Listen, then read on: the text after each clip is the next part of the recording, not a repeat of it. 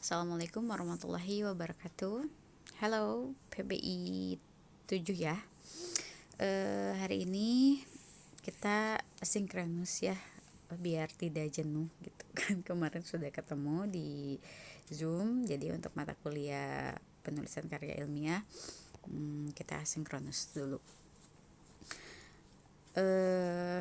Kita akan melanjutkan pembahasan sebelumnya.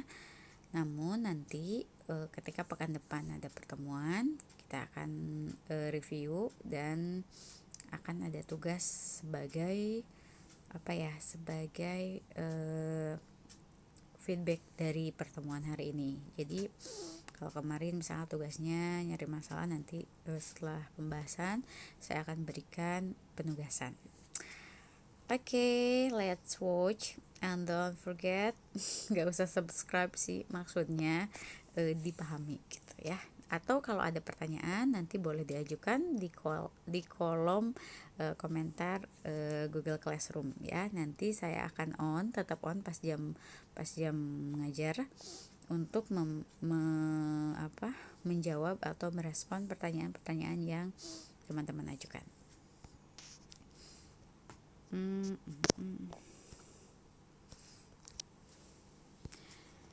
Kemarin kita sudah sampai di ciri-ciri penelitian, dan hari ini kita akan melanjutkan ke the steps or langkah-langkah penelitian.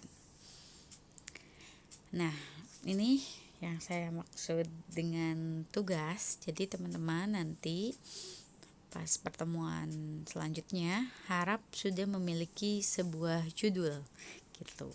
Sekarang kita pelajari dulu apa yang harus kita lakukan ketika kita akan membuat penelitian. 1, tentu saja menentukan topik yang jelas, batas bidangnya, tempatnya, dan waktunya. Kita ada di pendidikan, majornya bahasa Inggris, pendidikan bahasa Inggris gitu. Jadi topiknya tentu saja harus berhubungan or related dengan bidang kita gitu. Boleh nggak misalkan kita mengambil penelitian kimia gitu, sedangkan kita ada di jurusan bahasa Inggris? Tidak ada yang melarang, tapi balik lagi ke pasal 1 ayat 1, setiap institusi atau lembaga pendidikan pasti memiliki ketentuan gitu. Bagaimana kalau buat skripsi ya. Tapi kalau bukan skripsi, misalkan bentuknya penelitian bebas, itu apakah itu lomba KTI ataupun apa, dan kita ada lintas jurusan, misalnya orang bahasa Inggris meneliti yang lain, itu sangat boleh sekali gitu ya. Jadi yang penting kita mampu. Yang kedua, menentukan tujuan atau tema. Yang ketiga, membuat kerangka. Kerangka itu seperti peta konsep ya, atau mind mapping, mau dibawa kemana, atau siapa yang akan menjadi sampel. Ini adalah coretan-coretan sebelum kita menentukan apa yang akan kita teliti. Yang selanjutnya, mengumpulkan data awal, misalkan tanya-tanya dulu, observasi awal, wawancara. Nah, setelah itu, cuman yang kita suka lakukan itu adalah sudah di poin 6. Jadi salahnya, bukan salah sih, teknik strateginya mungkin sambil menulis laporan sambil dikerjakan datanya. Misalkan bab 1 sambil observasi, sambil udah mulai dibuat atau dirapihkan atau sudah dilaporkan apa latar belakangnya. Atau ada orang yang drafting aja dulu gitu, tulis kasarnya dulu, nanti di akhir baru ditulis laporan. Tapi itu back to yourself, mau pakai yang mana. Yang kelima, mengolah dan menyusun data atau kompilasi data baru menulis laporan. Maksudnya mungkin menulis laporan secara utuh dan rapih gitu ya dari awal. Sebenarnya dari awal juga udah bisa dituntut, udah bisa dicicil gitu. Oke, judul biasanya berupa frasa yang mengungkapkan tema. Judul tidak lazim berupa kalimat gitu. Jadi frasa itu kan kata-kata ya, misalnya beberapa kumpulan kata-kata, tentu saja memiliki arti tapi tidak lazim berupa kalimat. Judul berupa kalimat seperti apa? Judul coba kita lihat ya. Nah, kemarin masalah sudah dibahas. Nah, kriteria dalam memilih masalah. ternyata kan evaluasinya pun kemarin masalahnya sudah punya solusi gitu. Disuruh nyari masalah aja ternyata udah paket komplit sama solusinya. Nah, untuk mencari masalah dan mengerucutkan masalah itu untuk menjadi sebuah judul yang sesuai dengan apa yang kita inginkan, kita perlu mengevaluasi atau menganalisis atau mempertimbangkan pentingkah masalah itu dikemukakan atau dibahas. Misalkan kita mau ngebahas yang hubungannya dengan pembelajaran bahasa Inggris, tapi yang dibahas adalah tentang papan tulis. Nah, peran papan tulis di kelas itu dalam pembelajaran bahasa Inggris penting atau tidak penting gitu. Itu balik lagi terserah ya. Jadi sebagai pertimbangan, satu, apakah masalah itu memang perlu atau penting dikemukakan atau dibahas. Ini berhubungan juga dengan waktu atau zaman. Kapur misalkan ya, pengaruh chalk atau kapur, sedangkan kapur saat ini sudah tidak dipakai di sebagian besar misalnya Indonesia gitu. Jadi udah nggak up to date, jadi udah nggak penting sebenarnya dibahas karena sudah ada gantinya efektivitas itu. Nah itu. Yang kedua, menarikkah masalah untuk dibahas itu bagi kita? Ada orang yang misalkan saya tuh sebenarnya nggak suka berkata-kata, membuat deskripsi, tapi dipaksakan untuk meneliti novel yang tebalnya 600 halaman.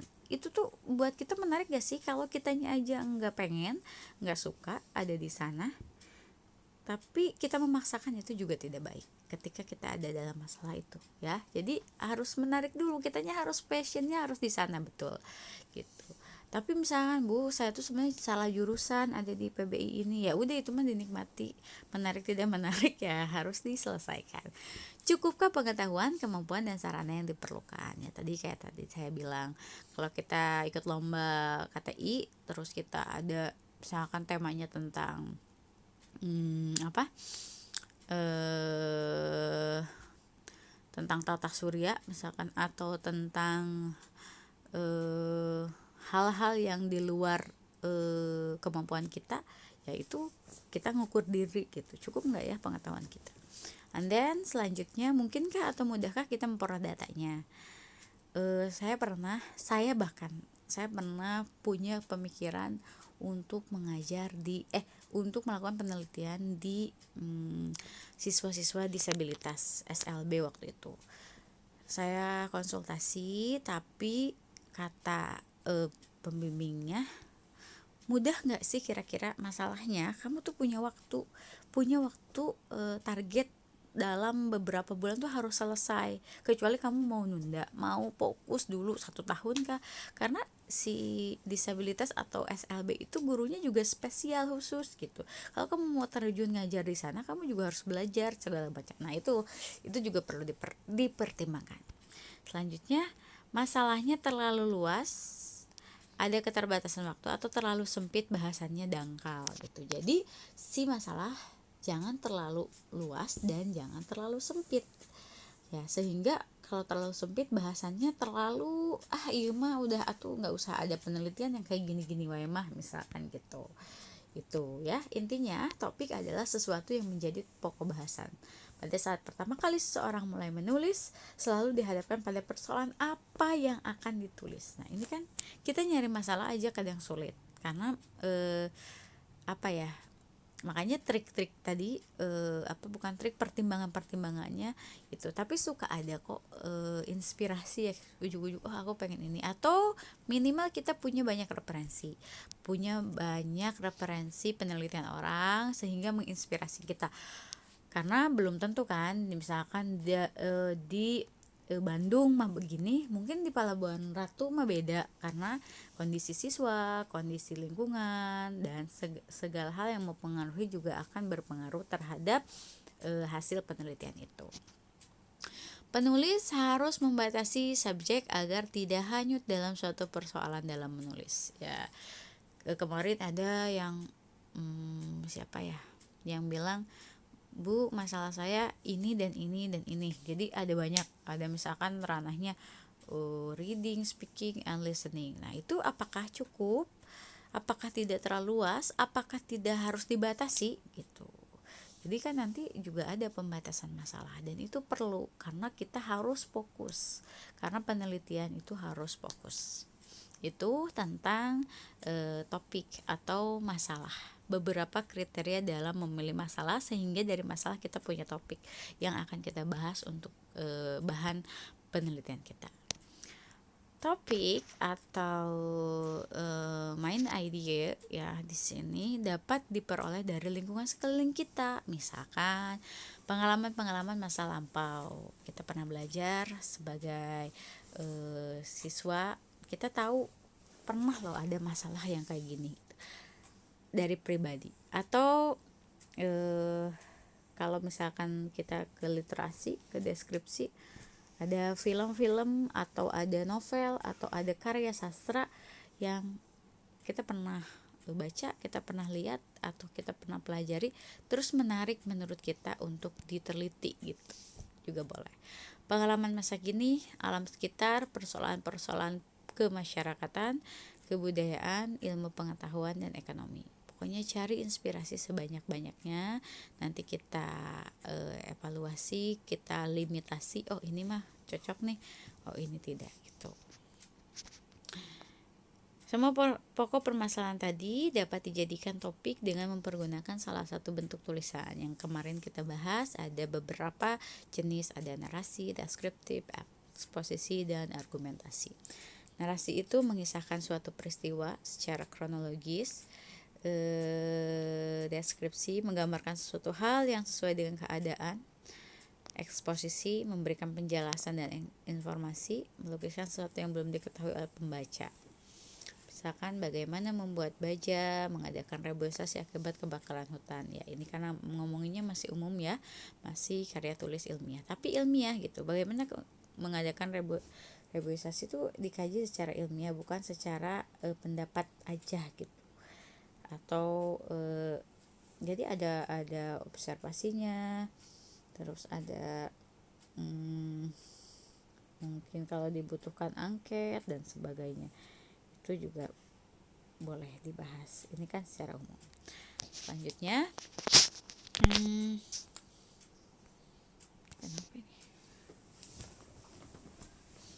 menerangkan tentang proses kerja sesuatu barang, bagaimana contohnya operasi mesin pintal. Nah, ada juga di beberapa angkatan yang membahas aplikasi, misalkan ya dalam pendidikan, mengenalkan atau bukan mengenalkan ya, bagaimana sih mengoperasikan aplikasi, karena kan sekarang zamannya zaman digital, sehingga misalkan ternyata ada loh aplikasi yang bisa mendukung pembelajaran atau yang bisa meningkatkan kemampuan bahasa Inggris, itu juga bisa. Oke, argumentasi juga sama, tapi tetap argumentasinya harus ilmiah. Hal-hal yang patut dipertimbangkan oleh penulis, yang pertama tadi ini kembali lagi, topiknya harus menarik perhatian penulis dan pembaca tentunya. Terus harus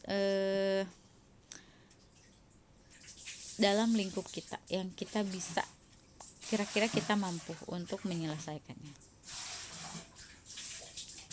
Jangan terlalu baru. Nah, untuk penulis pemula atau mahasiswa, penulis katanya dilandaskan pada data-data yang dikumpulkan. Biasanya kalau baru dan kita susah mencari referensi, itu juga akan menyulitkan kita. Tapi jangan juga yang terlalu umum, karena nanti di pengajuan judul kan akan diseleksi tuh sama si penguji judul. Kamu punya judul 3 misalkan. 3, coba nomor 1 judulnya ini. Alasannya apa? Gini. Oh, ini terlalu umum, jangan pakai judul ini. Oh, ini terlalu sering dipakai ya gitu. Jadi nanti tuh tahapannya ada dari mulai pengajuan judul. Jadi minimal si mahasiswa tingkat akhir harus punya 3 judul yang sudah matang, yang sudah kalau di ACC salah satunya itu udah ready gitu. Ada juga beberapa pengalaman yang sudah di ACC tapi bahkan ganti judul ketika saat mau seminar proposal. Aduh, itu sebenarnya memberatkan diri sendiri gitu. Jadi emang bila perlu di istihorohan itu si judul ya. Jadi saking kitanya harus siap. Nah, dari sekarang si judul ini harus disiapkan gitu. Juga jangan terlalu kontroversial, akan menimbulkan kesulitan untuk bertindak objektif, misalkan mengikuti pendapat dosennya atau orang yang seideologi. Kontroversial juga tidak baik gitu, akan menyulitkan. Bukan tidak, saya suka orangnya challenger, suka tantangan, tapi ya itu akan memberatkan. Untuk apa? Topik yang dipilih terpusat pada suatu segi atau lingkup yang sempit dan atau terbatas. Hindari pokok masalah yang menyeret penulis pada pengumpulan informasi yang beraneka ragam. Ya, tadi ini balik lagi, jangan terlalu luas, jangan terlalu sempit. Maksudnya agar menarik bagi pembaca, datanya objektif, karena kalau semakin luas kemungkinan untuk mengukur, misalkan ada beberapa variabel, kita ngukurnya beberapa variabel terus terukur secara objektif, tidak akan fokus, khawatirnya datanya tidak objektif. Makanya harus fokus, harus spesifik sehingga datanya bisa objektif dan bisa dipertanggungjawabkan tadi. Tapi selain itu harus representatif, artinya mewakili gitu. Kalau sampelnya populasinya 100, ya minimal sampelnya 40% dari itu gitu. Enggak, sampelnya populasi 100 sampelnya 2, itu tidak representatif. Penyajiannya mendalam, membantu pengarang atau penulis bahwa pokok yang akan dibahas itu benar-benar diketahui dan memungkinkan penulis untuk mengadakan penelitian lebih intensif. Now we are going to know the example of too broad ya. Dulu di writing kita suka ada too broad topik gitu. Ini kemajuan iptek, peradilan agama, instruksi batik Indonesia, krisis ekonomi yang terjadi di Indonesia. Jadi topiknya masih luas, belum spesifik. Itu untuk hari ini kita membahas tentang topik dan masalah. Bagaimana sama tadi langkah-langkah dalam melakukan penelitian. Ya, kita ulang langkah-langkahnya tadi. Ini sebenarnya bisa yang menulis laporan itu disisipkan atau sambil meneliti sambil menulis laporan, atau draftnya sudah tertulis sehingga di akhir sudah mulai bisa merampungkan laporan, kesimpulan dan saran. Jadi nanti urutannya semester 7 itu teman-teman akan diminta mengumpulkan judul di akhir semester 7 tuh. Judul, 3 judul, nanti ada sidang judul, ada satu yang di ACC, maka dibuatkanlah proposal. Proposal terdiri dari ajuan judul itu dan bab 1, 2, 3 ya. Bab 1 isinya latar belakang segala macam, bab 2 landasan teorinya, bab 3 metode yang akan kita pakai di penelitian kita. Jadi propose itu kan pengajuan. Lalu nanti seminar proposal, sidang proposal. Apakah proposal kita di ACC atau tidak? Nah, kalau di ACC berarti kita melanjutkan. Nah, melanjutkan bukan berarti tinggal bab 4 dan bab 5. Iya, prosesnya memang tinggal bab 4 dan bab 5. Tapi kan kalau di proposal bentuknya akan, misalkan the writers will, bahasanya will gitu ya, akan melakukan. Nah, will conduct the research misalkan. Kalau di laporan nanti, di skripsi nanti, itu bentuknya udah laporan. Jadi the writer has conducted gitu. Jadi sudah melakukan penelitian sehingga hasilnya begini gitu. Jadi tetap dari awal, dari bab 1 kita ulang revisi lagi bahasa-bahasanya. Baru nanti bimbingan terus terakhir sidang gitu ya, sidang skripsi gitu ya. Itu gambaran saja. Mudah-mudahan kita bisa ketemu di pertemuan selanjutnya untuk berdiskusi membahas tentang apa yang kita sampaikan hari ini. Tapi pertanyaan yang ada hari ini insya Allah saya akan respon di jam mata kuliah penulisan karya ilmiah di Google Classroom. Thank you for your attention. Wassalamualaikum warahmatullahi wabarakatuh.